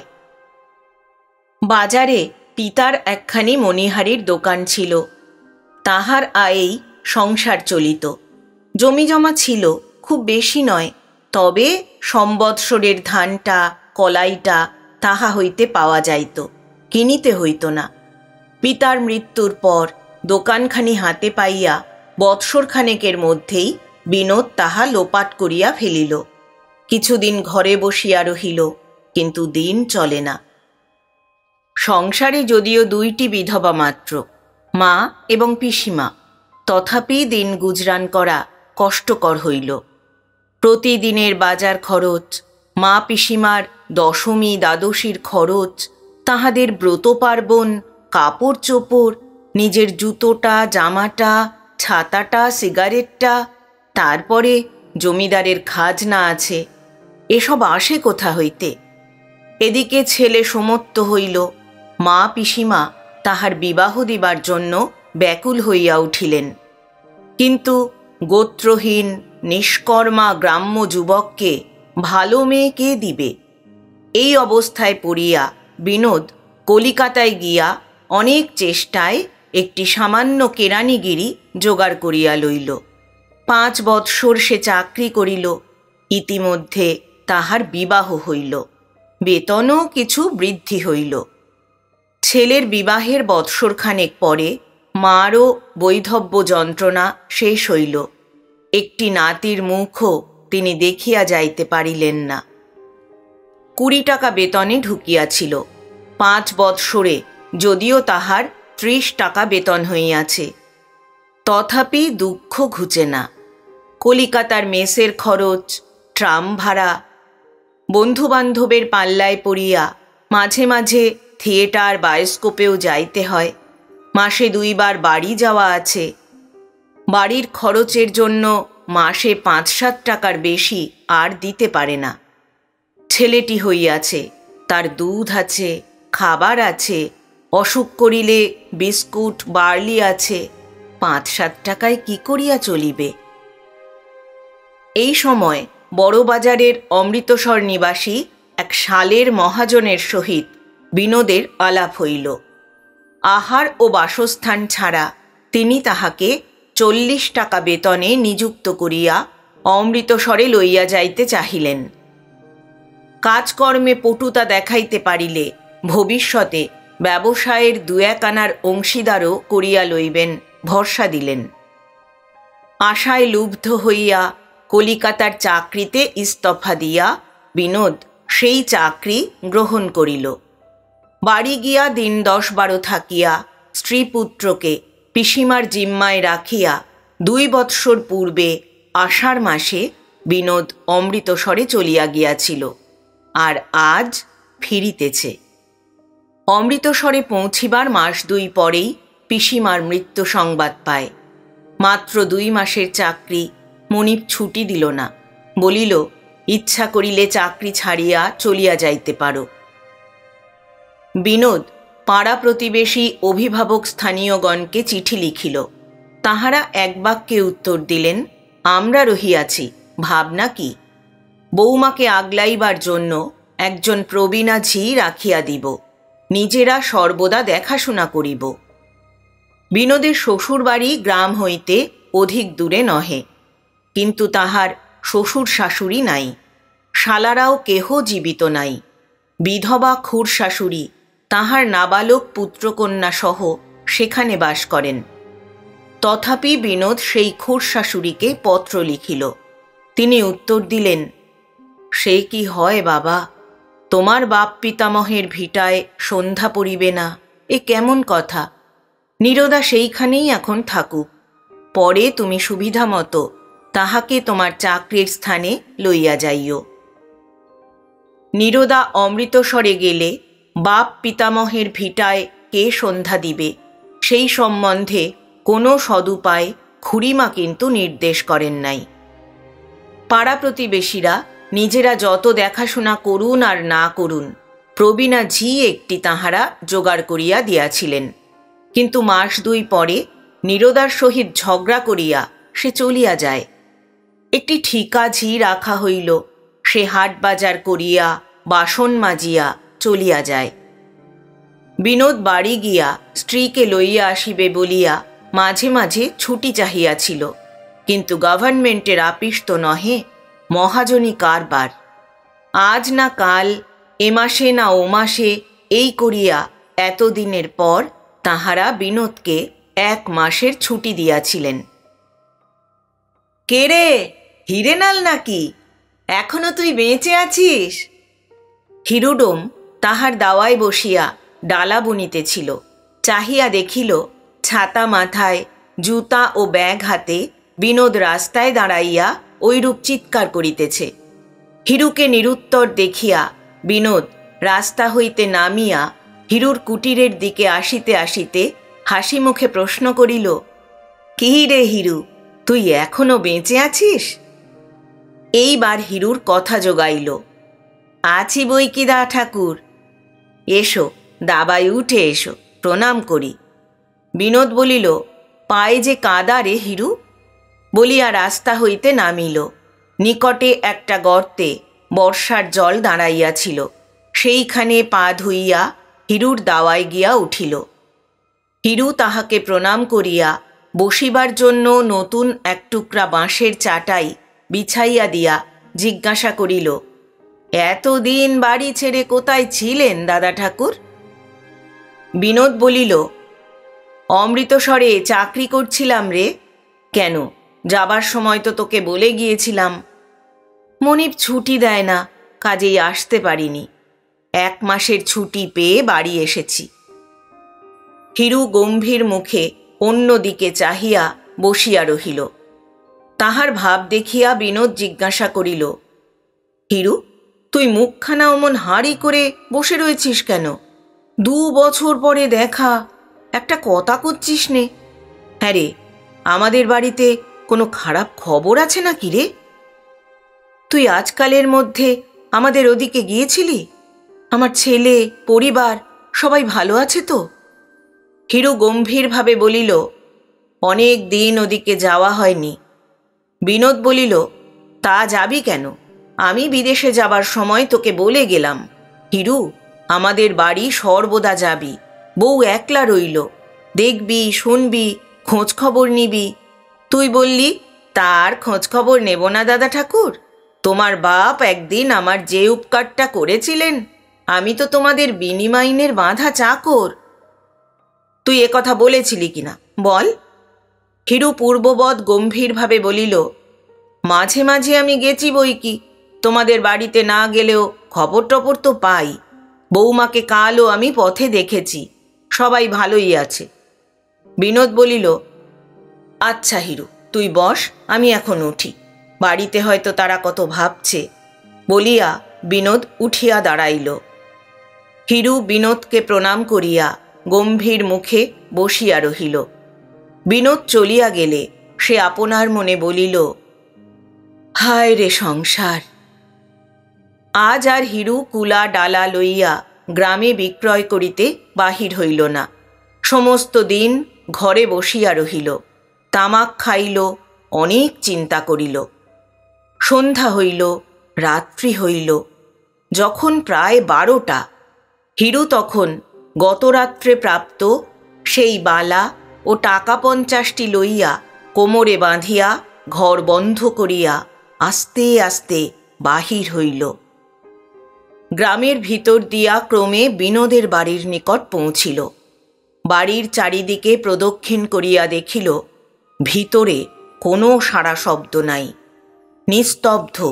কিন্তু উঠানের আম গাছে আলো পড়িয়াছে। খিড়কি দুয়ারের নিকটবর্তী প্রাচীরের একটা স্থান নির্বাচিত করিয়া কৌশলে তাহার উপর উঠিয়া হিরু নিঃশব্দে ভিতরে লাফাইয়া পড়িল। ধীরে ধীরে অগ্রসর হইয়া গিয়া দেখিল, রান্নাঘরের নিকটে হ্যারিকেন লণ্ঠন মিটিমিটি করিয়া জ্বলিতেছে। হিরু ধীর পদে সম্মুখে গিয়া বলিল, কি দিদি ঠাকরুন, এখনো ঘুমাওনি? সহসা হিরুর আগমনে নীরদা ভয়ে একেবারে কাঠ হইয়া গেল। কোনো কথাই সে বলিতে পারিল না। হিরু বলিল, ভয় পেয়েছ দিদি ঠাকরুন? আমি হিরু, ভয় কি? এইবার নীরদার মুখ দিয়া কথা বাহির হইল। সে বলিল, হিরু, তুই চোরের মতো এখানে কি করছিস? বাড়ি ঢুকলি কি করে? হিরু বলিল, পাঁচিল টপকে এসেছি। কাল ওষুধ নিয়ে এলে, ওষুধের ফলটা কিরকম হলো তাই দেখতে এসেছি। নীরদা বিস্মিত হইবার ভান করিয়া বলিল, ওষুধ? আমি আবার কবে তোর কাছ থেকে ওষুধ আনলাম? কি বলছিস পাগলের মতো? মদটদ খেয়েছিস বুঝি? হিরু একটু উত্তেজিত স্বরে বলিল, ন্যাকামি রাখো না দিদি ঠাকরুন, আমি সবই জানি। কাল রাতে তোমার গলার স্বর শুনেই আমার সন্দেহ হয়েছিল যে তুমি। তারপর অন্ধকারে পিছু পিছু এসে তোমাকে আর তাকে এই বাড়ি ঢুকতে তো দেখেই গেলাম। সে যাক, এখন বলো দেখি, যেমন বলে দিয়েছিলাম দুধের সঙ্গে সেই গুঁড়োটা মিশিয়ে দিয়েছ তো? নীরদা দেখিল আর ভণ্ডামি করা নিষ্ফল, বলিল, হ্যাঁ হিরু, খাইয়ে তো দিয়েছিলাম। কই, এখনো তো কিছুই হলো না, দিব্যি তো নাক ডাকিয়ে ঘুমোচ্ছে। হিরু মৃদুস্বরে হাসিয়া বলিল, ঘুমবেই তো, ওষুধ দিতে আমারই যে একটু ভুল হয়ে গিয়েছিল কি না। নীরদা শঙ্কিতভাবে বলিয়া উঠিল, কেন, কি দিয়েছিস? হিরু বলিল, তুমি বিষ চেয়েছিলে তো। বিষও আমার ছিল, কিন্তু একে বুড়ো মানুষ, তাই রাত্রির কাল বিষের গুঁড়ো না দিয়ে ভুলে ঘুমের ওষুধ দিয়ে ফেলেছিলাম। বলিয়া হিরু ব্যঙ্গ ভরে আবার হাসিল। নীরদা তীক্ষ্ণ দৃষ্টিতে হিরুর মুখের পানে চাহিল। ক্রোধকম্পিত স্বরে কহিল, তবে তুই আমার সঙ্গে প্রতারণা করেছিস বল? আমাকে ফাঁকি দিয়ে টাকা নিয়েছিস, জোচ্চোর কোথাকার! এই গালি শুনিয়া হিরু রাগিয়া গেল। দন্তে দন্তে ঘর্ষণ করিয়া বলিল, হ্যাঁ লো, হারামজাদি, শয়তানি, নচ্ছারনি, হ্যাঁ, তোকে ফাঁকি দিয়েই তো টাকা নিয়েছি। এখন আমি যে জন্য এসেছি তা বলি শোন। নে, তোর গয়না কাপড় বাক্স থেকে বের করে পুঁটুলি বেঁধে নে। তোকে আজ রাত্রেই কলকাতায় যেতে হবে। নীরদা বিস্মিত হইয়া বলিল, কলকাতায়? কলকাতায় আমি যাব কেন? হিরু ক্রোধকম্পিত স্বরে বলিল, কলকাতায় যাবি নে তো কি, এখানে থেকে স্বামী হত্যে ব্রহ্মহত্যে করবি হতভাগী?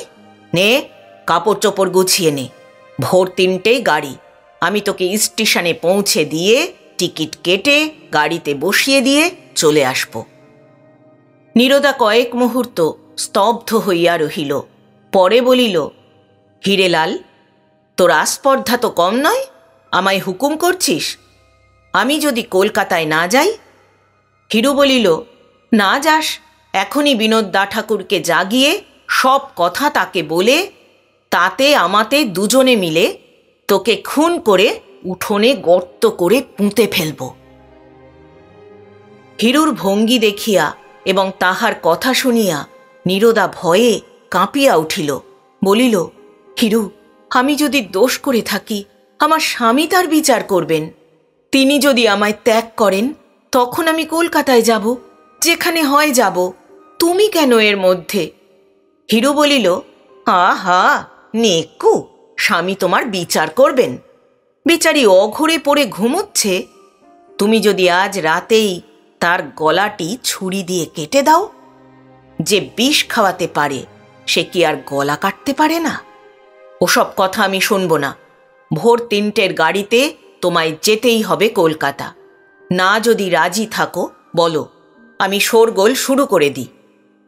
নীরদা আর দাঁড়াইয়া থাকিতে পারিল না। তাহার শরীর অবশ হইয়া আসিতেছিল। সে ধপ করিয়া সেখানে বসিয়া পড়িল। প্রায় কাঁদিতে কাঁদিতে বলিল, কিন্তু হিরু, কলকাতায় যে আমায় যেতে বলছো, সেখানে গিয়ে আমি কি খাব? হিরু বলিল, তোমাদের দলের লোক সেখানে ঢের আছে, তারা যেমন করে খায় তুমিও সেই রকম করে খাবে। কিন্তু হিরু, আমি যে কলকাতায় কখনো যাইনি, কাউকে চিনি নেই, আমি কি করে সেখানে যাব, কি করে কি করব? বলিয়া নীরদা চোখে আঁচল দিল। কথাটা শুনিয়া হিরু খানিকক্ষণ ভাবিল। শেষে বলিল, হ্যাঁ তা বটে। আচ্ছা চলো, আমি নিজেই তোমায় সঙ্গে করে রেখে আসব। রামবাগানে যে ডোমপাড়া আছে, সেই ডোমপাড়ায় আমাদের কজন আত্মীয় লোক থাকে, তাদের ধরে তোমার একটা ঠাঁই ঠিকানা করে দিয়ে তবে আমি আসব। নীরদা দেখিল হিরু দৃঢ় প্রতিজ্ঞ, তাহার হাত হইতে নিস্তারের কোনোই আশা নাই। তখন সে বলিল, আচ্ছা তাই চলো তবে। হিরু বলিল, তোমার স্বামীকে যা ঘুমের ওষুধ দিয়েছি সে ঘুম সহজে এখন ভাঙবে না। কাল বেলা 8টা-9টা পর্যন্ত খুব ঘুমোবে। তোমার কোনো ভয় নেই। তুমি স্বচ্ছন্দে তোমার ঘরে গিয়ে তোমার কাপড় চোপড় গয়নাগাটিগুলো বের করে নাওগে। আমি কিন্তু ওই বারান্দায় দাঁড়িয়ে থাকব। নীরদা বলিল, কেন? হিরু বলিল, পাছে তুমি তোমার স্বামীর গায়ে হাত দাও কি পালাও। নীরদা আর দ্বিরুক্তি না করিয়া উঠিয়া গেল। হিরু তাহার পশ্চাৎ পশ্চাৎ গিয়া বারান্দায় উঠিয়া ঠিক দরজা আগলাইয়া দাঁড়াইয়া রহিল। খাটের উপর দেখিল ছেলেটিকে পাশে লইয়া বিনোদ নাসিকা গর্জনপূর্বক অঘরে ঘুমাইতেছে। নীরদা বাক্স প্যাঁটরা খুলিয়া নিজের বস্ত্রালঙ্কার বাহির করিয়া একটি পুঁটুলিতে বাঁধিতে লাগিল। হিরু বলিল, এই নাও, তোমার বালা নাও আর 40 টাকা পুঁটুলিতে বেঁধে নাও। 10টা টাকা আমি রাখলাম পথ খরচের জন্য। নীরদা দ্বারের কাছে আসিয়া টাকা ও বালা লইল। পুঁটুলি বাঁধা হইলে সেটি কাঁখে করিয়া হিরুর সহিত বাহির হইল। হিরু নীরদাকে লইয়া প্রথমে নিজ কুটিরে আসিল। বাক্স খুলিয়া সাফ ধুতি বাহির করিয়া পড়িল। বহুকালের একটি পিরান ছিল, তাহা গায়ে দিল। একখানি উড়ানি চাদর ছিল, তাহা মাথায় বাঁধিল। জুতা পায়ে দিয়া, ছাতা লইয়া, ঘরে দ্বারে কুলুপ দিয়া নীরদার পশ্চাৎ পশ্চাৎ স্টেশনের দিকে চলিল। পরদিন প্রাতে নিদ্রাভঙ্গে বিনোদ স্ত্রীকে না দেখিয়া অত্যন্ত ব্যাকুল হইয়া তাহার অন্বেষণে ব্যাপৃত হইল। ছেলেটা মা মা করিয়া কাঁদিতে লাগিল। ক্রমে বিনোদ অভাগিনীর পদস্খলনের বৃত্তান্ত অবগত হইল, কিন্তু সেই রাত্রে কাহার সহিত কোথায় যে নীরদা অন্তর্ধান করিল তাহা সে কিছুই বুঝিতে পারিল না। এই ঘটনার পর গ্রামে আর বাস করা অসম্ভব বিবেচনা করিয়া বাস্তুভিটা ও জমিজমাগুলা আধা করিতে বিক্রয় করিয়া ফেলিয়া ছুটি অন্তে ছেলেটিকে লইয়া বিনোদ অমৃতসরে চলিয়া গেল। সেখানে পৌঁছিয়া বন্ধুবান্ধবের নিকট স্ত্রীর মৃত্যু সংবাদ প্রচার করিল। ছেলেটির কষ্ট দেখিয়া পরবর্তী অগ্রহায়ণ মাসেই অমৃতসর প্রবাসী একজন সৎ ব্রাহ্মণ বাঙালির কন্যাকে সে বিবাহ করিল। তদবধি বিনোদ সেইখানেই বাস করিতেছে। চাকরিতে তাহার উন্নতি হইয়াছে, নিজের একখানি বাড়িও সেখানে নির্মাণ করিয়াছে শুনিতে পাই।